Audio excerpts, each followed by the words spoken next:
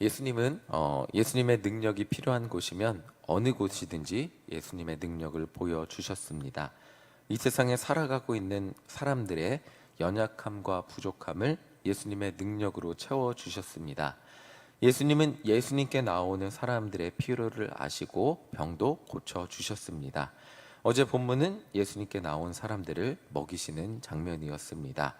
이 장면이 공감이 되는 이유는 요즘 청년들이 이렇게 모이잖아요. 모이면 항상 밥 시간이 걸립니다. 그러면 무엇을 먹일까? 청년들은 목사님 안 먹어도 괜찮아요 그러는데 5시에 페인트 칠하는데 그냥 보낼 수 없는 그 마음이 항상 있습니다. 그런데 그 고민을 하게 되는데 이 예수님께 나왔던 사람들 밥 시간이 되었습니다. 예수님 또한 예수님께 나온 사람들 그냥 병만 고쳐주신 것이 아니라 먹이고 입히시고 그들의 모든 필요를 채워주셨던 분이 예수님이라는 것을 어제 말씀을 통해 보여주셨습니다. 그리고 이제 오늘 본문입니다. 예수님은 먹이신 수많은 사람을 해산시키시고 제자들을 갈릴리 건너편으로 제자들만 보내셨습니다. 우리 46절 함께 읽어보겠습니다. 시작. 무리를 작별하신 후에 기도하러 산으로 가시니라. 예수님은 제자들을 갈릴리 건너편으로 보내시고 기도하러 산으로 가셨습니다. 마가복음에서 말하고 있는 예수님의 사역의 핵심, 사역의 힘은 바로 이 기도라는 것을 우리에게 알려주고 있습니다. 예수님은 이렇게 기도로 한 가지 사역을 마치시고 또 새로운 사역을 준비하셨습니다. 그런데 이제 문제는 제자들이었습니다. 예수님과 떨어진 제자들은 예수님의 명령대로 배를 타고 갈릴리 건너편으로 가고 있는데 문제가 생겼습니다. 48절 함께 읽어보겠습니다. 시작. 바람이 거스름으로 제자들이 힘겹게 노젓는 것을 보시고 밤 4경쯤에 바다 위로 걸어서 그들에게 오사 지나가려고 하심에 갈릴리호수에 큰 바람이 불었습니다. 배가 가는 방향과는 반대의 방향이 불어 역풍이라 그러죠. 제자들이 힘겹게 노를 젓고 있었습니다. 예수님 없는 제자들은 이것만으로 힘들었을 것입니다. 그런데 예수님은 걸어서 그들에게 오사 지나가려고 하셨다고 하고 있습니다. 왜 힘겹게 노를 젓는 제자들의 곁을 지나가고 있었을까요? 제자들은 노를 저으면서 이 어부들이었고 바다를 알기 때문에 이 바람을 예수님 없이 어떻게 이겨나가나 그 고민을 하고 있었을 겁니다. 노 젓는 것에 집중해서 저 건너편, 노와 건너편만 바라보고 있었을 텐데 예수님이 그들에게 지나가려고 하셨다는 것은 그들의 눈에 보이시길 원하셨다는 것이고 너희들이 노 젓는 것에만 신경 쓰지 말고 나를 찾으라고 말씀하시는 그들에게 예수님이 계시다는 것을 알려주길 원하셨다는 것을 오늘 본문을 통해 알 수 있습니다. 이미 마가복음 3장을 보면 예수님은 바람과 바다를 꾸짖으심으로 잠잠케 하셨습니다. 이런 예수님을 다시 한번 떠올리고 기억하면서 이 문제에서 바다에서 바람과 파도가 심하게 치는 이 문제에서 해결책은 노를 열심히 젓는 게 아닌 예수님을 기억하고 예수님을 찾는 게 먼저임을 알려주기를 원하셨다는 것을 알 수 있습니다. 그런데 이 제자들에게는 예수님이 걸어오시는 것이 문제의 해결책이 아니고 또 다른 문제가 되어 버렸습니다. 이 인간의 생각과 인간의 판단과 경험으로는 바다 위를 걸어온다는 것은 상상도 할 수 없는 일입니다. 지금 상황은 바람이 굉장히 세게 부는 상황이었는데 이 헬라어 원어를 보면 예수님은 바람과 파도에 영향을 받지 않고 평지를 걷듯이 걸어오셨다는 그 단어가 쓰였다고 합니다. 이렇게 의미한다고 하는데 제자들은 바람에 시달리면서 정말 힘겹게 반대편으로 노를 저어가고 있는데 한 사람이 바람과 파도에 큰 영향을 받지 않고 아무런 영향을 받지 않고 평안히 걸어오고 있다면 그 모습을 본 지극히 인간적인 제자들의 반응, 그 반응이 49절에 나오고 있습니다. 우리 함께 읽어보겠습니다. 49절입니다. 시작. 제자들이 그가 바다 위로 걸어오심을 보고 유령인가 하여 소리 지르니 이게 지극히 당연한 인간의 반응입니다. 어부였던 제자들도 한평생 보지 못했던 그런 모습을 보면서 이게 사람으로 예수님으로 인지할 수 없었던 거죠.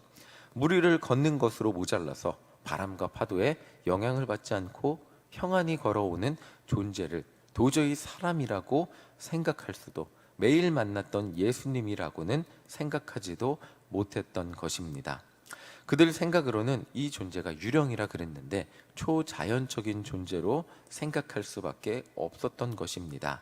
그래서 50절입니다. 함께 읽겠습니다. 시작. 그들이 다 예수를 보고 놀람이라. 이에 예수께서 곧 그들에게 말씀하여 이르시되 안심하라. 내니 두려워 말라 하시고, 제자들도 처음 보는 예수님의 이런 모습에 놀랄 수밖에 없었습니다. 그런데 예수님은 그들에게 오셔서 자신임을 알리시고 두려워하지 말라고 하셨습니다. 51절 읽어보겠습니다. 시작. 배에 올라 그들에게 가시니 바람이 그치는지라. 제자들이 마음에 심히 놀라니. 예수님이 제자들의 배에 타니까 바람이 바로 그쳤어요. 제자들은 바람과 파도가 그친 기쁨보다도 예수님이 물 위를 걸어오신 것과 예수님이 타시니까 바람이 그친 현상을 보고 예수님에 대해서 다시 한번 놀라게 됩니다. 놀랐다는 말은 제자들이 예수님을 매일 만나고 경험했지만 이 상황이 예수님에 의해서 이렇게 해결될 것이라는 것을 기대하지 못했다는 것을 의미합니다. 바람과 파도가 예수님이라는 분이 물 위를 걸어와서 내 배에 탔을 때 해결되는 그런 어떤 인간도 그런 해결책을 기대하지 못했겠죠. 제자들도 또한 이렇게 해결되는 것을 보고 놀라게 되었습니다. 그래서 마가는 52절에 이렇게 설명해주고 있습니다. 52절 읽어보겠습니다. 시작. 이는 그들이 그 떡 되시던 일을 깨닫지 못하고 도리어 그 마음이 둔하여 졌음이러라. 마가는 제자들의 마음이 둔하여졌기 때문에 물 위를 걷는 예수님을, 바람과 파도를 잔잔케 하는 예수님을 보며 놀랐다고 설명해 주고 있습니다. 사실 이 52절이 오늘 말씀의 핵심이라고 할 수 있습니다. 제자들은 수없이 많은 기적을 예수님과 동행하며 경험했거든요. 야이로의 딸이 죽었다가 살아난 것도 경험하고 3장에서는 바람과 파도를 꾸짖으시며 잠잠케 하시는 것도 경험했습니다. 그런데 제자들은 이 눈앞에 새로운 상황, 새로운 문제, 전에 경험했지만 또 다른 유형의 문제를 보면서 예수님이 그 해결책이 되신다는 것을 쉽게 떠올리지 못했고, 예수님이 이렇게 해결해 줄 것이라는 것을 생각지도 못했다는 것을 말해주고 있습니다. 자, 56절 또 한번 읽어보겠습니다. 56절입니다. 시작.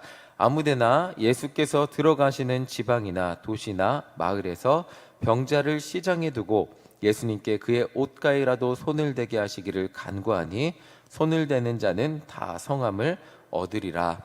자, 56절 보면 예수님께 손을 대는 자는 다 성함을 얻게 되었다고 말하고 있습니다. 예수님은 인간의 모든 문제에 해결책이 되어 주셨다는 것을 의미합니다. 그런데 이 모든 것을 경험하고도 제자들의 마음은 너무나 쉽게 둔하여집니다. 이 말이 무엇이냐면, 제가 청년들하고 또 온라인 소그룹 지난주 할 때 얘기를 했는데, 취업만 하면 행복할 줄 알았는데 다른 친구들은 아직도 취업 준비하면서 힘들다고 하고 있는데, 자신은 배부른 소리인 거 아는데 내일 출근해야 한다고 출근하고 싶지 않다고 웃으면서 막 힘들어요 목사님, 이런 얘기를 했습니다. 인간은 누구나 문제를 가지고 살아갑니다. 이 문제만 해결되면 행복할 것 같죠. 그리고 기도합니다. 문제를 해결받으면 행복할 것 같지만 이내 새로운 문제에 또 부딪힙니다. 또다시 찾아온 문제 때문에 또 힘들어합니다. 인간의 삶은 문제의 연속일 수밖에 없습니다. 오늘 병을 치료받으면, 이것만 아프지 않으면 행복할 것 같은데 내일은 밥이 필요합니다. 내일 밥을 먹어도 내일 모레는 또 다른 인생의 파도가 치게 되어 있는 것이 인간의 일생일 수밖에 없습니다. 그래서 우리는 모든 문제 해결책이신 예수님이 매일매일 하나님 앞에 가는 그날까지 필요한 것입니다. 그래서 우리는 예수님과 평생 동행하며 살 수밖에 없는 것입니다. 결국 성숙한 그리스도인이란 내가 예수님 없이 매일매일 모든 일이 잘 돼서 교회 다녔더니 기도하지 않아도 모든 문제가 자동으로 해결되고 하나님 찾지 않아도 인생이 잘 풀리고 돈도 많이 벌어서 그냥 아무 생각하지 않아도 술술 풀리는 그런 인생이 아니라, 예수님과 함께 인생의 모든 문제를 이겨나가며 천국까지 나아가는 인생을 의미합니다. 그런데 문제는 이 인생에 있어서 제자들의 마음이라는 것입니다. 어제까지 역사하여 주신 예수님의 능력은 잊어버리고 오늘 마음이 둔하여져서 지금 나를 새롭게 힘들게 하는 이 문제 앞에서 예수님을 떠올리지 못하는 것, 내가 바라고 기대했던 방법대로 해결이 되지 않는 그것을 바라보며 마음에 놀라는 것이 제자들의 마음이라는 것입니다. 기도는 하는데 기도의 응답의 방법이 내 기대와 내 경험과 내 생각과 다를 때 우리는 놀라게 되고, 그것이 때로는 하나님의 응답인 줄도 정확히 모르기도 할 때가 있다는 것입니다. 3장에서 예수님은 바람과 바다를 꾸짖으셨습니다. 그런데 오늘 본문에서는 바다 위를 걸어오셨습니다. 그리고 아무 말씀도 하지 않으시고 배에 타셨습니다. 바람이 잠잠해졌습니다. 언제 그랬냐는 듯이 잠잠해졌죠. 제자들이 믿어야 할 것은 바람과 파도를 꾸짖으셨던 예수님의 방법이 아닌 바다 위를 걸어오신 새로운 방법을 보여주신 예수님이 되었습니다. 이전 경험과는 다른 새로운 방법을 보여주신 예수님을 보게 되었다는 것입니다. 제자들의 마음이 둔하여졌다는 것은 어제 오병이어 기적으로 수많은 사람들을 책임지셨던 예수님이 지금 파도치는 내 인생을 어떤 방법, 내가 경험하고 기대하지 못했던 새로운 방법으로도 책임져 주시는 분이신 것을 믿지 못했다는 것을 의미합니다.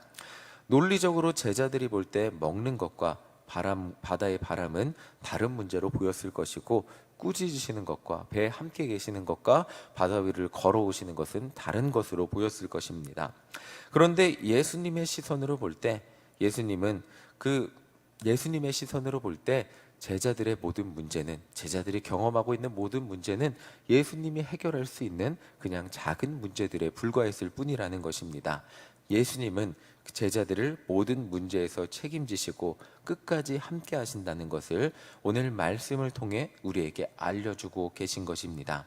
우리가 둔해지지 말아야 할 것은 바로 이것입니다. 어제까지 내 인생을 책임지셨던 예수님이 오늘 우리에게 다가오는 새로운 유형의 문제 앞에서도 책임져 주신다는 것입니다.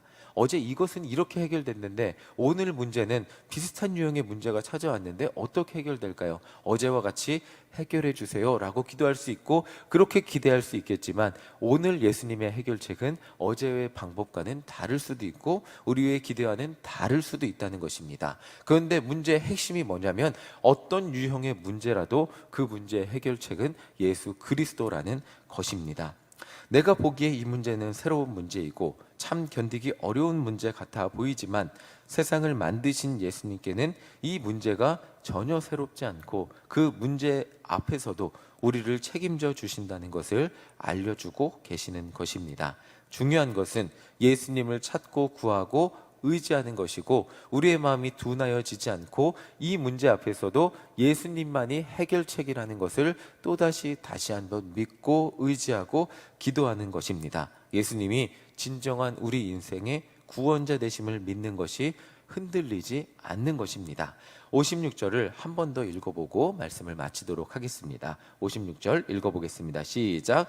아무데나 예수께서 들어가시는 지방이나 도시나 마을에서 병자를 시장에 두고 예수께 그의 옷가에라도 손을 대게 하시기를 간구하니 손을 대는 자는 다 성함을 얻으니라. 이 말이 핵심입니다. 마지막이 손을 대는 자는 다 성함을 얻으니라. 요 말이 핵심입니다. 사람을 가리지도 않았고요, 어떤 조건이 있지 않았고요, 예수님께 나와 손을 대는 모든 자는 다 성함을 얻었다는 것이 오늘 말씀의 결론입니다. 오늘도 기도하는 모든 성도님들은 다 성함을 얻게 될 것입니다. 예수가 우리의 구원자 되심을 믿고 의지하며 기도하는 모든 성도님들은 다 성함을 얻게 될 것입니다. 제 말이 아니고 성경의 약속이기 때문입니다. 예수님을 찾는 자는 어떤 문제 앞에서도 성함을 얻게 될 것입니다. 예수 믿는 사람은 문제 없는 사람이 아니고 인생의 모든 문제를 예수님과 함께 이겨내는 사람입니다. 저는 걱정이 많은 사람입니다. 그래서 걱정하는 것도 싫었고, 기도하는데 왜 문제가 쉽게 해결되지 않고 마음에 항상 걱정이 되는지 의문이 있었습니다. 그리고 가장 싫었던 것은 마음 졸이며 기도하는 그것이 싫었습니다. 그래서 이 문제만 해결되면 나는 마음 편히 있으리라. 그래서 이 문제가 해결되면 예수님도 떠올리지 않고 아무것도 떠올리지 않고 마음 편히 현실 도피를 하며 걱정에서 멀리 떨어져 그냥 재밌는 TV나 보며 재밌는 것을 보며 걱정과 멀리 떨어져 살고 싶었습니다. 그런데 인생은 문제랑 떨어져서 살 수가 없다는 것을 어느 순간 깨닫게 되었습니다. 예수님, 왜 인생의 문제가 해결되지 않고 이 문제가 해결되면 새로운 문제가 생기고 또 새로운 문제가 생깁니까? 라고 기도하게 되는데 깨닫게 되는 것은 한평생 나와 함께하는 너와 함께하는 나를 잊지 말고 그 문제 앞에서 걱정하지 말고 나를 바라보며 평안히 인생을 승리하며 살아가라는 주님의 마음을 깨닫게 되었습니다. 중요한 것은 문제 앞에서 우리는 매번 찾아오는 문제를 마주할 수밖에 없고 그 문제 앞에서 마음이 졸이게 될 수밖에 없습니다. 그러나 그때 우리 예수님은 우리와 함께 하시기에 우리의 힘들고 어렵고 걱정되는 마음 앞에서 예수님을 바라보며 문제가 되지 않고 걱정이 되지 않고 문제가 없어서 평안한 것이 아니라 예수님이 나와 함께 하시기에 내 바람과 파도 치는 내 인생에서 내 인생의 옆을 때로는 걸어가시고 때로는 내 배에 함께 하시고 때로는 내 손을 잡아주시기에 문제가 되지 않음을 바라보며 평안해지는 것이 우리의 인생이고 그리스도인의 평안임을 깨닫게 되었습니다. 오늘 하루도 기도할 때 문제 때문에 낙심하고 염려하는 것이 아니라 예수님 바라보며 평안을 찾는 우리 모두가 되시기를 간절히 소망합니다. 바람과 파도 쳐서 파도가 없어서 평안한 것이 아니라 바람과 파도가 있음에도 불구하고 예수님이 내 눈앞에서 걸어가시기에 바람과 파도에 영향을 받지 않으시는 그분이 나의 인생에 찾아오시기에 두려워하지 않는 평안한 우리 모두가 되시기를 간절히 소망합니다. 아멘. 찬송가 382장 함께 찬양하겠습니다. 찬송가 380